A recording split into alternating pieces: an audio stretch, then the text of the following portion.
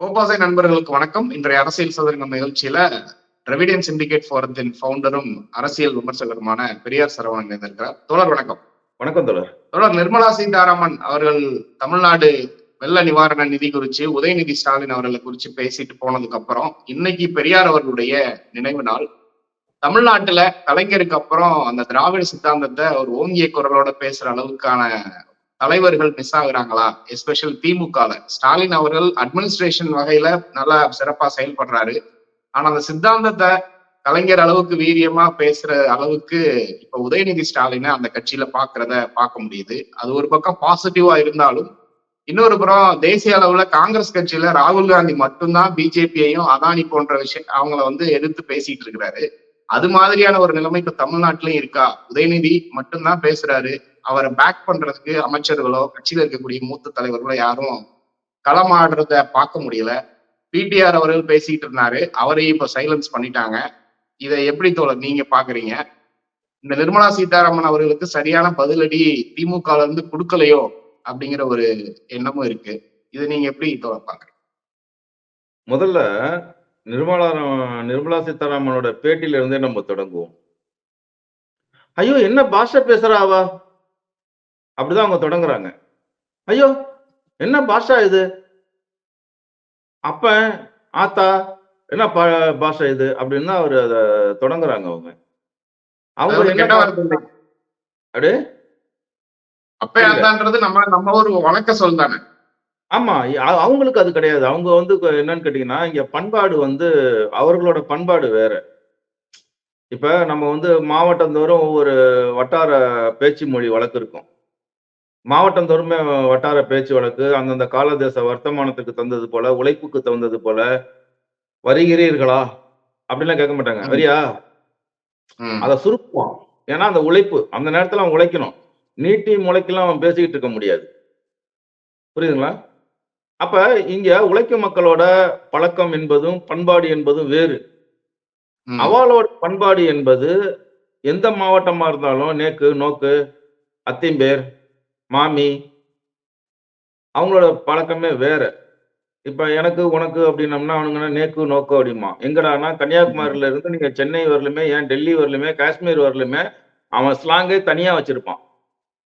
அதுலயே கொஞ்சம் நாக்கு நீக்குன்னு பேசுறான்னா அவன் தெலுங்குன்னுடுவோம், வந்தேரின்னுடுவோம். ஆனா இங்கேயே உட்காந்துக்கிட்டு இந்த சோத்தையே தின்னுக்கிட்டு நேக்கு நோக்குன்றான் பாருங்க, அவன் தமிழம்மா.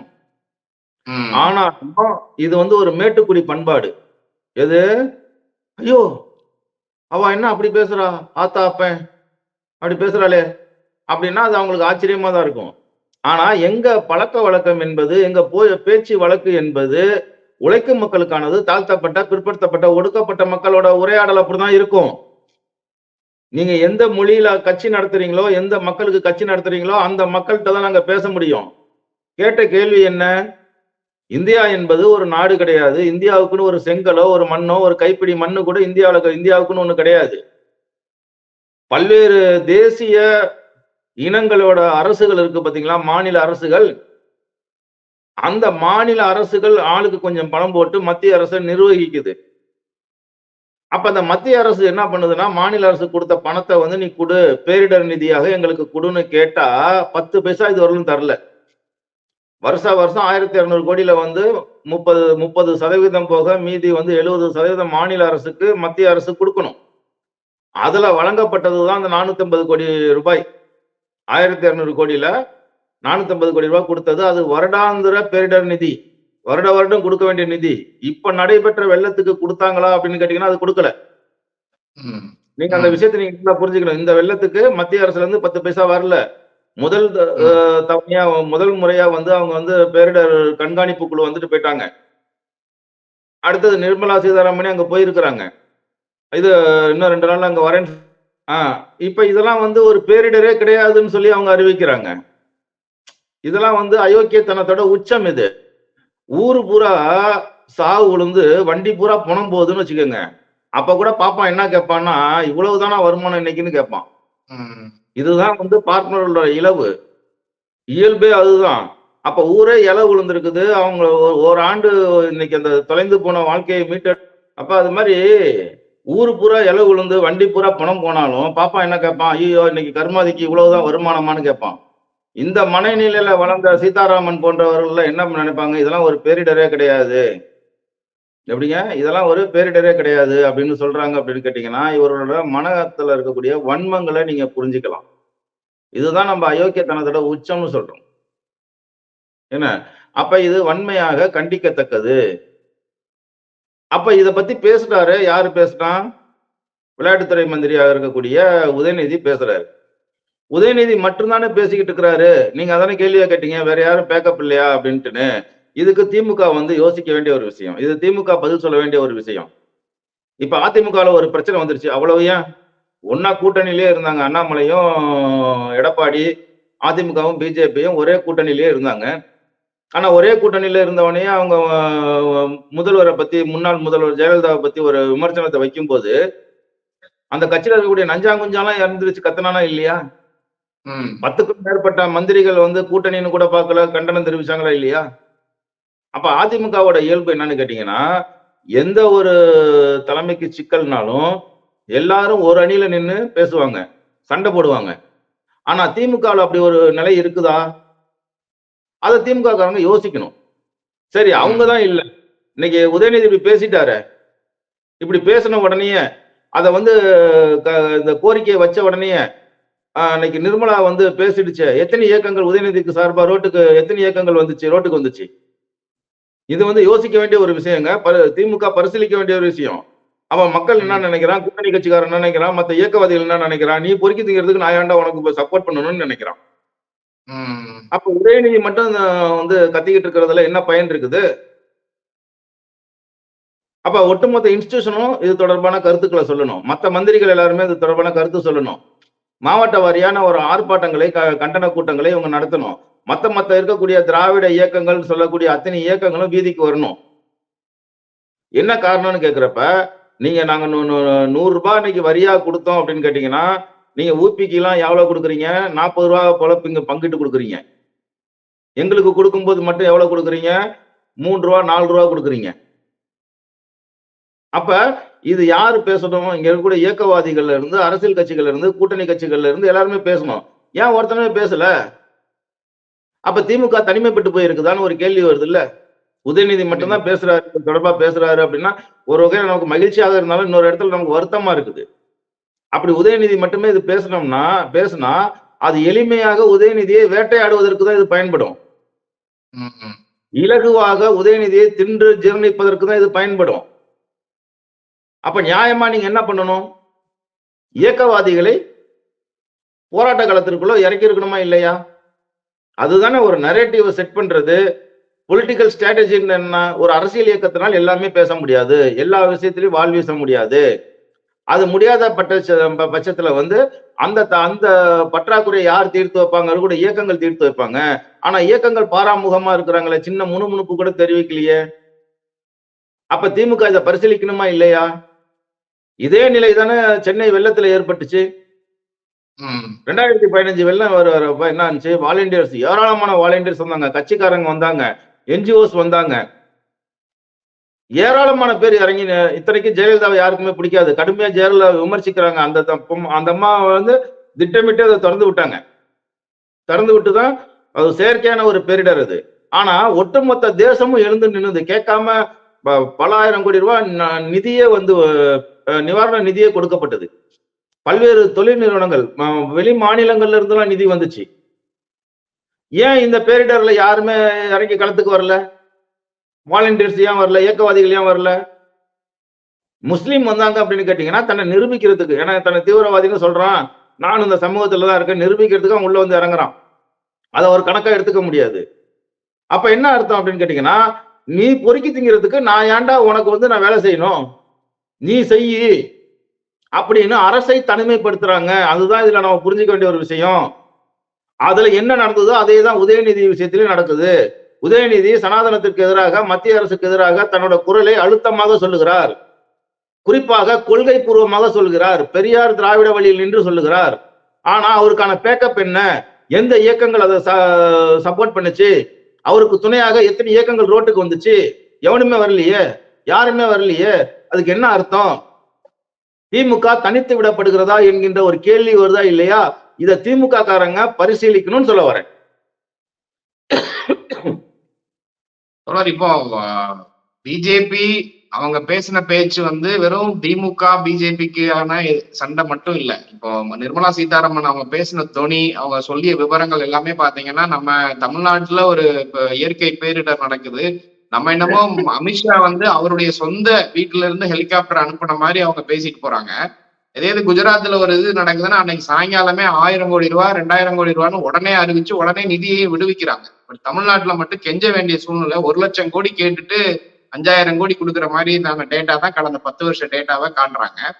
இது வந்து தமிழ்நாட்டு மக்களுடைய குரலாக இந்நேரம் வந்து திமுக கூட்டணி இருக்கக்கூடிய கட்சிகளும் திமுக இருக்கக்கூடிய மற்ற தலைவர்களுமே இதை கேட்டிருக்கணும் அப்படிங்கிற ஒண்ணு மிஸ் ஆகுதா அப்படிங்கிற ஒரு அததாங்க நான் தொடக்கத்துல இருந்தே சொல்லிட்டு வரேன். இதே அதிமுகவுக்கு ஒண்ணுன்னா இன்னைக்கு அதிமுக இருக்கக்கூடிய 10 பேர் 15 பேர் அங்க இருக்கக்கூடிய மாவட்ட செயலர் நஞ்சாங்குஞ்சா எல்லாமே இறங்கி கத்திருப்பான், கலாட்டா பண்ணிருப்பான். ஆனா திமுகவில் எவனுமே செய்யல. என்ன காரணம் புரியுதுங்களா? இப்ப இவனுங்க என்ன பண்ணிட்டு இருக்கிறானுங்கன்னு கேட்டீங்கன்னா, இருட்டுல காட்டுக்குள்ள நடந்து போகும்போது பயந்துகிட்டு பாட்டு பாடிக்கிட்டும் கத்திக்கிட்டும் போவானுங்க தெரியுமா, பயத்துல. அது மாதிரி ஒரு நிலை இருக்குது. திமுக திராவிடம் பெரியாரு திராவிட மாடல்னு தனியா சோலோவா கத்திக்கிட்டு பயத்துல கத்திக்கிட்டு போயிட்டு இருக்கானுங்க. ஏன்னா இவனுங்களை பாதுகாக்கிறதுக்கு பெரியாரை விட்டா வேற நாதி கிடையாது. அப்ப மத்திய அரசை நீங்க எதிர்க்கணும்னா பெரியாரை நீங்க கேடயமா தூக்கி தான் ஆகணும். நான் இதை வரவேற்கிறேன். ஆனா தனியா செய்யாதீங்கடான்னு சொல்றேன். தனியா ஏன் சோலோவா ஏன் சுத்திக்கிட்டு இருக்கிற, இயக்கவாதி இருக்கிறான், அவனை ஆக்டிவேட் பண்ணுன்னு சொல்ல வரேன். மத்த கூட்டணி கட்சிக்காரன் என்ன பண்றான்னு கேட்கிறேன். உனக்கு நீ பேசும்போது உனக்கு சப்போர்ட்டா எத்தனை இயக்கங்கள் உன் கூட நின்று நிக்குதுன்னு கேட்கிறேன். உனக்கு சார்பா எத்தனை பேர் ரோட்ல இறங்கி இருக்கான்னு நான் கேட்கிறேன். அப்ப தனியா நீ மட்டும் சோலோவா பேசிக்கிட்டு போனீங்கன்னா அது ஆபத்து.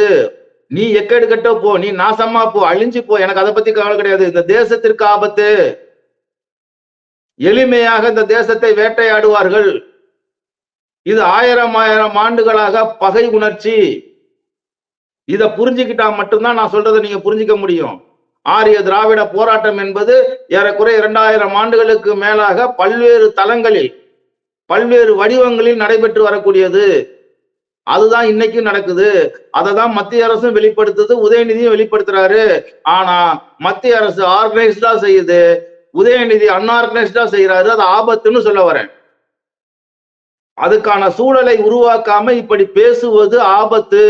எதிரி எளிமையா உன்னை தின்னு ஜீரணம் பண்ணிடுவான்னு சொல்ல வரேன். அதற்கான சமூக சூழலை நீ உருவாக்காம நீ மட்டும் பேசி வீரப்பட்டம் வாங்க பாக்குறியான்னு கேட்கிறேன்.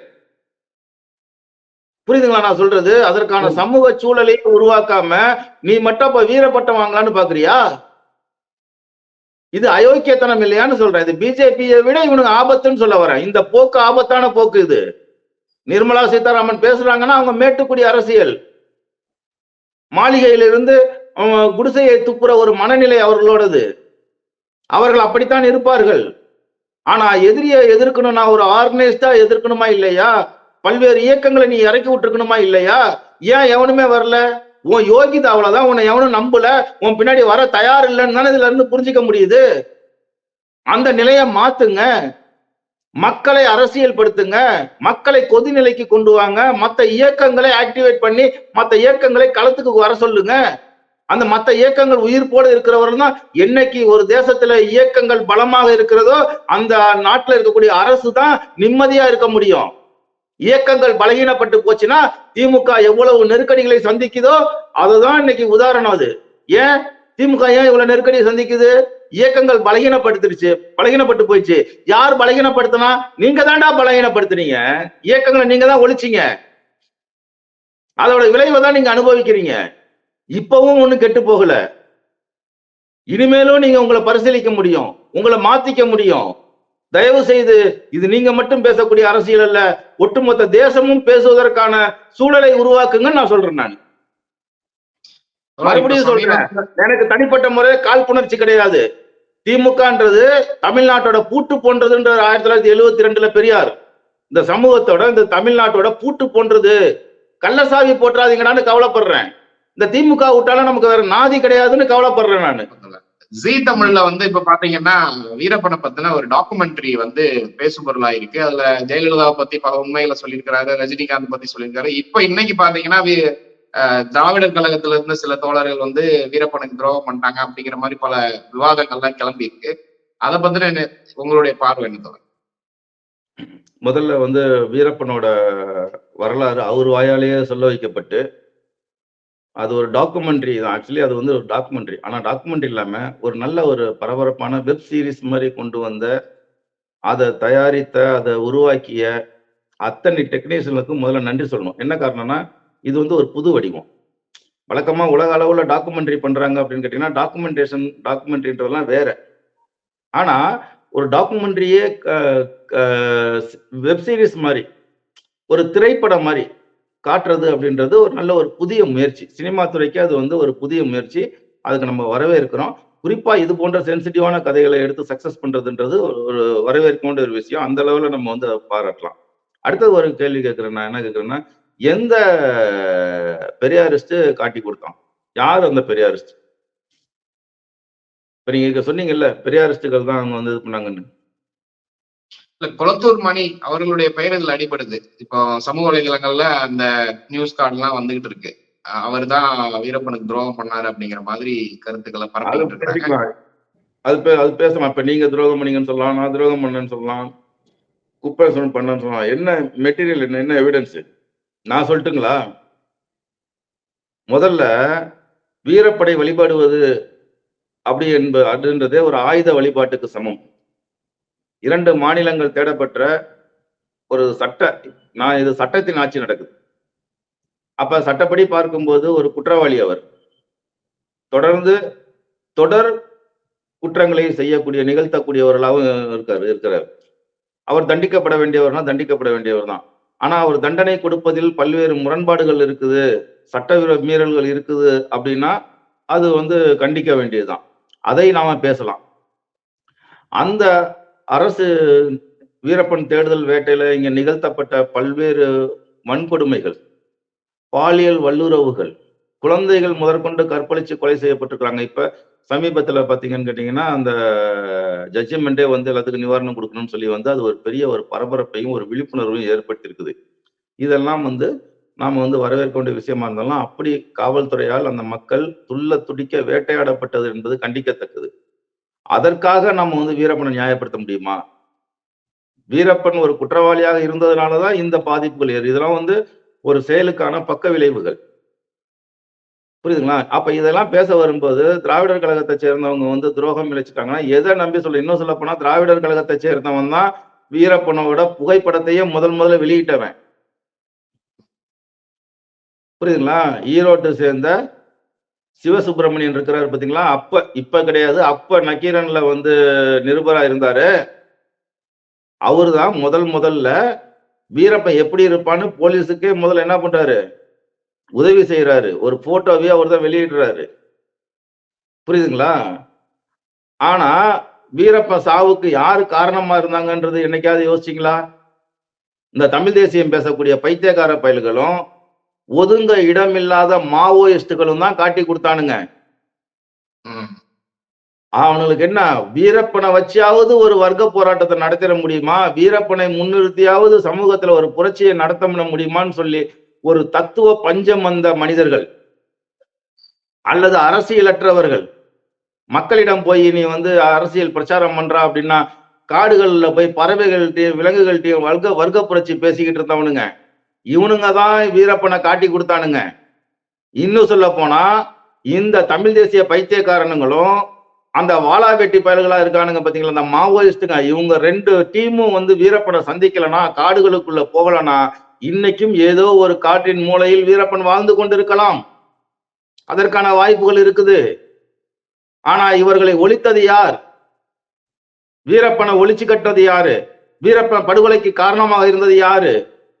அரசியல் கோரிக்கைகளை முன்வைத்து வீரப்பனை வந்து எக்ஸ்போஸ் பண்ணி அதன் மூலியமாக இங்க ஒரு வர்க்க புரட்சியை பண்ணிட முடியும், ஒரு பண்பாட்டு புரட்சியை பண்ணிட முடியும், ஒரு தமிழ் தேசியத்தை வென்றெடுத்துட முடியும்னு முட்டாள்தனமாக நம்ப வைக்கப்பட்டார். இன்னும் சொல்ல போனா மாவோயிஸ்டுகளாலையும் தமிழ் தேசிய பைத்தியக்காரங்களாலையும் நம்ப வைத்து கழுத்தறுக்கப்பட்ட நபர் தான் வீரப்பன். இங்க ஒருத்தவங்க ஒரு பைத்தியக்காரங்க சுத்திட்டு இருக்கான் தெரியுங்களா?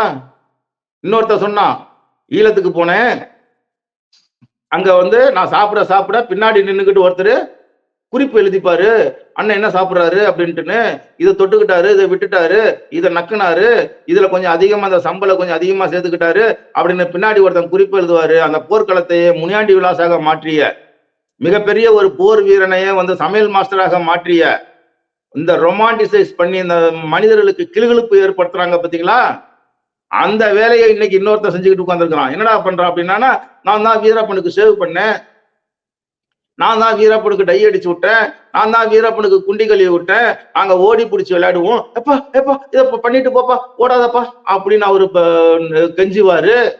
அப்படிலாம் ரொமான்டிசைஸ் பண்ணி, ஏண்டா அன்னைக்கும் அவனுக்கு கொல்றதுக்கு காரணமா இருந்தீங்க, இன்னைக்கும் அவனை வச்சு சம்பாதிக்கணும்னு நினைக்கிறீங்களே, உங்களுக்கு எல்லாம் கொஞ்சம் கூட மனசாட்சி கிடையாதா, ஈவு இறக்கம் கிடையாதா?